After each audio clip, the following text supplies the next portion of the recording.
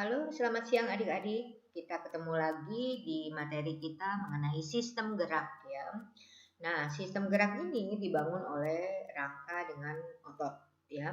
Karena itu rangka disebut alat gerak pasif dan otot disebut alat gerak aktif ya.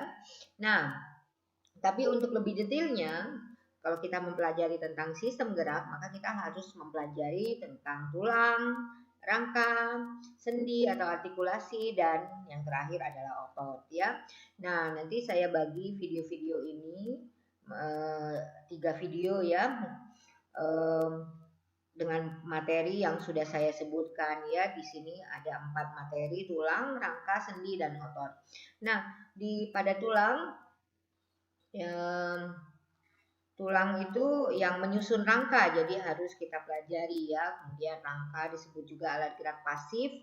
Kemudian sendi itu adalah sambungan antara dua tulang, dan otot yang disebut dengan alat gerak aktif karena otot lah yang membuat kita bisa bergerak ya, karena otot itu bisa berkontraksi dan berelaksasi. Nah, mengenai tulang kita akan belajar dari A sampai F ya.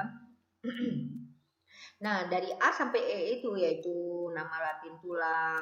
Nama Latin tulang itu biasanya dipelajari waktu SMA ya. A dengan F itu osifikasi, yaitu pengerasan tulang atau penulangan, itu dipelajari waktu SMA. Sedangkan yang B sampai E, nama-nama tulang, kemudian jenis tulang, bentuk dan bagian-bagian tulang keras, gangguan dan kelainan tulang, itu sudah mulai dipelajari dari SD ya. Oke.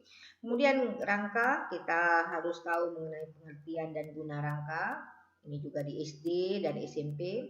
Kemudian jenis-jenis rangka manusia. Kemudian materi mengenai sendi itu adalah jenis-jenis sendi, gambar sendi dan penyusunnya. Ini juga sama, mulai dari SD kalian sudah belajar ini ya. Kemudian otot. Nah, otot ini banyak yang belum kalian pelajari waktu SD. Jadi SD SMP cuma dipelajari jenis-jenis otot ya. Kemudian otot antagonis, cara kerja otot antagonis ya. Nah, tapi mulai dari C sampai G, misalkan mekanisme kerja otot, sumber energi untuk kontraksi otot ya. Kemudian gambar serabut otot, kelainan otot, kemudian origo dan insersi. Ini biasanya saat SMA kalian pelajari. Jadi mengenai materi sistem gerak ini, kalau saat SD dan SMP kalian sudah mengerti, maka pas saat SMA materi ini hanya perlu tambah sedikit saja. Jadi gampang kan mempelajarinya? Yuk kita mulai belajar yuk. Pengertian dan guna rangka. Sebelum kita membahas lebih jauh lagi tentang sistem gerak, maka kalian harus tahu pengertian rangka. Nah, rangka itu adalah kumpulan dari beberapa tulang yang membentuk struktur sendiri ya, seperti struktur tengkorak, struktur tubuh, struktur anggota gerak ya, lengan dan kaki ya. Nah, jadi kalau kita mempelajari tentang rangka, maka kita juga akan mempelajari tentang tulang, karena rangka itu adalah kumpulan dari tulang-tulang. Dan untuk membentuk tulang menjadi rangka perlu ada lem atau sambungannya yang disebut dengan sendi atau artikulasi. Nah, untuk adik-adik SD dan SMP materi ini paling sering keluar ya. Nah, kemudian kalian harus tahu guna rangka ya. Ini SD sering banget keluar guna rangka ini ya. Nah, yang pertama itu adalah untuk menopang tubuh ya. Jadi kita bisa berdiri itu karena ada rangka.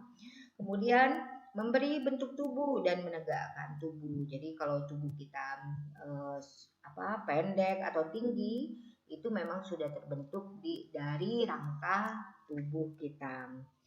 Kemudian yang ketiga adalah tempat melekatnya otot lurik. Ya, karena otot lurik itu melekat di rangka, maka rangka itu disebut alat gerak pasif ya.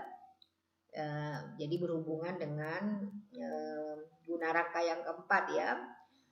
Ya, kemudian rangka itu otot, maksud saya otot itu adalah alat gerak aktif ya. Kemudian yang keempat yang tadi masih berhubungan dengan yang ketiga yaitu rangka adalah alat gerak pasif. Kemudian yang kelima, rangka itu melindungi organ dalam tubuh yang penting-penting ya. Misalkan rangka tengkorak itu melindungi otak kita ya. Kemudian rangka tubuh tepatnya di rongga dada, dia melindungi paru-paru dengan jantung. Kemudian panggul ya, itu melindungi alat-alat reproduksi. Oke, kita masuk ke nomor 6 yaitu tempat pembentukan sel-sel darah atau disebut dengan homopoiesis atau juga dengan hematopoiesis ya. Itu adalah peristiwa pembentukan sel-sel darah. Contohnya misalkan eritrosit ya. Peristiwa pembentukan eritrosit itu disebut dengan eritropoiesis. Itu terjadi di sumsum merah tulang pipi dan pipa ya. Kalau di tulang pipa tepatnya di bagian ujung yang berupa tulang spons ya. Seperti yang saya sudah gambarkan di slide lainnya ya. Itu ada contoh tulang keras di ujungnya itu banyak terdapat sumsum merah. Nah, selain eritrosit, leukosit juga dihasilkan di sumsum merah tulang ya. Selain itu leukosit juga dihasilkan di limfa dan kelenjar limfoid. Oke. Kemudian nomor 7 itu rangka sebagai tempat penyimpanan mineral ya. Contohnya kalsium dan fosfor. Nah, kalsium ini sangat berguna untuk kontraksi otot. Nanti kita pelajari di slide berikutnya dan pembekuan darah. Kemudian fosfor juga pembentuk ATP ya, adenosin trifosfat. 99% kalsium itu terdapat di rangka ya. Kemudian nomor 8 tempat pembentukan sumsum kuning. Nah, sumsum kuning ini adalah tempat menyimpan lemak. Sumsum kuning ini terdapat di bagian tengah tulang pipa ya. Jadi kalau kalian lihat di slide mengenai tulang keras ya, itu terdapat sumsum kuning di bagian tengahnya di sekitar diafisis. Oke. Jenis-jenis rangka manusia. Di sini saya bagi menjadi dua yaitu rangka aksial dan rangka apendikuler ya. Nah, ini untuk adik-adik SMA. Kalau untuk adik SD dan SMA, SMP maksud saya, maka jenis-jenis rangka ini ada 3, yaitu rangka tengkorak, rangka tubuh, dan rangka anggota gerak ya, baik anggota gerak bawah maupun anggota gerak atas. Itu untuk adik SD dan SMP. Nah, untuk adik adik-adik SMA ya, rangka aksial ini terdiri dari rangka tengkorak dan rangka tubuh. Jadi sebenarnya sama saja ya. Tapi kalian harus tahu apa itu rangka aksial. Rangka aksial itu adalah rangka yang membentuk sumbu manusia. Jadi kita tetap hidup ini karena adanya rangka aksial. Nah, rangka aksial ini terdiri dari rangka tengkorak kita ya dan rangka tubuh kita. Ini saya lihat di gambarnya, ini ada rangka tengkorak, kemudian ada rangka tubuh ya. Kemudian yang kedua itu rangka apendikuler. Rangka apendikuler ini adalah rangka tambahan ya. Rangka tambahan terhadap rangka aksial ya. Nah, ini terdiri dari rangka anggota gerak maupun gerak atas maupun gerak bawah. Anggota gerak atas itu kan tangan, lihat di gambarnya ya. Kemudian ada anggota gerak bawah, ini rangka anggota gerak bawah itu kaki ya. Kemudian termasuk juga jari-jari tangan maupun jari-jari kaki termasuk rangka apendikuler ya. Jadi ingat untuk adik SMA jenis rangka manusia dibagi menjadi 2, rangka aksial dan rangka apendikuler. Kalian harus tahu pengertiannya. Rangka aksial itu terdiri dari tengkorak dan rangka tubuh. Jenis-jenis sendi. Nah, untuk adik-adik SMP ini sering banget keluar di ulangan, maupun untuk adik SMA juga ya, untuk adik-adik SD belum ini ya. Nah, kalian yang pertama harus tahu pengertian sendi atau artikulasi. Sendi atau artikulasi itu adalah sambungan antar tulang ya. Nah, ada dua jenis sendi, tapi di buku lain juga ada tertulis 3 jenis, tapi nggak jadi masalah karena sebenarnya sama saja ya. Nanti saya jelaskan juga di sini. Jadi ada dua jenis sendi, yaitu yang pertama sinartrosis, yang kedua adalah diartrosis ya. Sinartrosis ini adalah persendian yang tidak memungkinkan terjadinya pergerakan ya. Nah, sinartrosis ini dibagi menjadi dua, yaitu sinfibrosis dan sinkondrosis. Nah, kalau buku yang membagi tiga, ya buku yang membagi tiga itu ada lagi satu, yaitu amfiartrosis. Amfiartrosis ini hampir sama dengan, bukan hampir sama dengan sinartrosis, sinkondrosis. Jadi sama aja ya, ada buku yang membagi dua jenis sendi, ada yang membagi tiga, nggak jadi masalah ya. Jadi sinartrosis tadi ingat ya, persendian yang tidak memungkinkan terjadinya pergerakan, sedangkan diartrosis persendian yang memungkinkan terjadinya pergerakan. Cuma itu aja yang kalian hafalkan ya. Kemudian sinartrosis bagi dua, sinfibrosis ya dan sinkondrosis.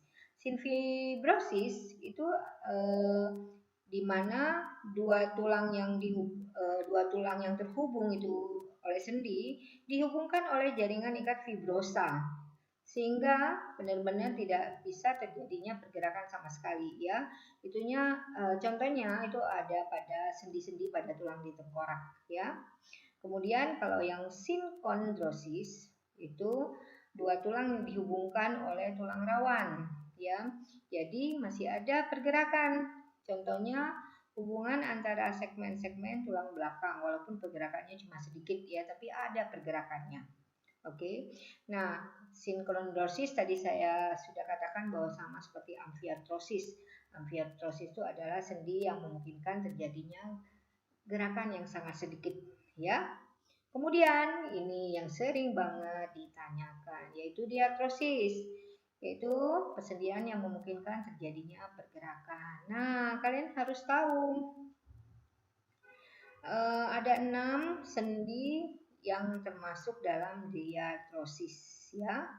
Itu adalah peluru, pelana, putar, kepi semua ya. Kecuali yang 3 di bawah, yaitu sendi luncur atau geser, kemudian engsel dan kondyloid atau ellipsoid ya. Nah, sendi peluru yang namanya juga peluru ya, dia memungkinkan pergerakan ke segala arah. Nah, contoh di gambarnya itu, contohnya lihat kalian ya, sendi peluru di mana tulang yang satu itu seperti seperti lumpang gitu ya. Kemudian satunya lagi seperti alat untuk menggerus cabai gitu ya. Nah, itu sendi peluru. Jadi dia memungkinkan pergerakan ke segala arah. Ya. Jadi contohnya pastinya ya antara lengan atas dengan tulang belikat itu adalah sendi peluru. Kemudian ada pelana. Ini memungkinkan pergerakan berputar tapi tidak ke segala arah. Contohnya hubungan tulang telapak tangan dengan jari tangan. Ya, ini lihat di gambarnya sendi pelana ya. Seperti pelana kuda nih gambarnya. Oke. Kemudian sendi P lagi, yaitu putar. Ini sendi yang memungkinkan gerakan berputar ya. Jadi tulang yang satu memutari tulang yang lain ya. Itu contohnya adalah gerakan tulang atlas dengan tulang tengkorak ya. Ini lihat gambarnya sendi putar. Ya, seperti ada satu tulang mengitari tulang yang lain ya. Tulang di tengah-tengah ini seperti tulang atlas, sedangkan yang mengelilingnya adalah tulang tengkorak. Ya, kemudian ada sendi luncur. Itu memungkinkan gerakan berputar pada bidang datar. Contohnya adalah hubungan tulang-tulang pada pergelangan kaki. Kemudian ada sendi engsel, ini paling gampang ngapalinnya ya. Ini memungkinkan gerakan cuma satu arah, kayak engsel pintu saja nih, ya. Nah, ininya juga contohnya paling gampang juga, siku dan lutut itu pasti itu adalah sendi engsel. Karena siku sama lutut hanya bisa digerakkan satu arah saja. Kalau lihat gambarnya, kalian lihat sendi engsel seperti ini ya. Dan yang terakhir adalah sendi kondyloid atau ellipsoid ya. Itu persediaan antara ujung tulang yang berbentuk bulat kemudian bertumpu pada rongga yang berbentuk elips ya. Jadi gerak rotasi pada poros tapi gerakannya sangat terbatas. Contohnya adalah sendi pada ujung tulang telapak tangan dengan ujung tulang jari tangan. Kalian lihat ya, itu sama, itu sendi gulung ya, sama seperti sendi gulung itu. Oke, sekarang kita akan belajar mengenai sendi. Seperti yang sudah kita ketahui, kalau sendi itu adalah penghubung antar tulang ya. Jadi tulang yang satu dengan tulang yang lain dihubungkan oleh yang namanya sendi. Oke, nah kalian bisa lihat di sini, ini ada dua tulang ya, yang di atas ini satu dan yang di sini, yang di bawahnya satu lagi. Nah, dua tulang ini harus dihubungkan oleh sendi ya. Nah, apa saja yang terdapat di dalam sendi? Pastinya ya, pastinya di ujung tulang ini, di ujung tulang satu, ini di ujungnya ya, dengan di ujung tulang yang di bawahnya, di ujung-ujungnya ini terdapat yang namanya tulang rawan atau kartilago ya. Jadi ingat itu ada tulang rawan. Nah, kemudian kita mulai dari depan ya. Nah, di sini terdapat yang namanya ligamen ya. Ligamen itu jaringan ya, jaringan yang mengikat tulang dengan tulang. Ini terdapat di sendi. Oke. Kemudian yang kedua, sebelah dalamnya ligamen itu terdapat yang namanya kapsul ya. Kemudian kapsul ini nanti menempel dengan membran sinovial. Oke. Jadi ini di dalamnya ligamen terdapat yang namanya kapsul. Kemudian di dalamnya membran sinovial terdapat cairan. Ini namanya cairan sinovial. Ya, cairan sinovial ini yang membuat pergerakan tulang satu dengan tulang yang lain bisa berjalan dengan lancar ya, tidak menimbulkan rasa sakit. Itu cairan sinovial ya. Jadi di sendi terdapat 4 itu. Jadi bagian paling depan ini adalah ligamen, kemudian ada yang namanya kapsul.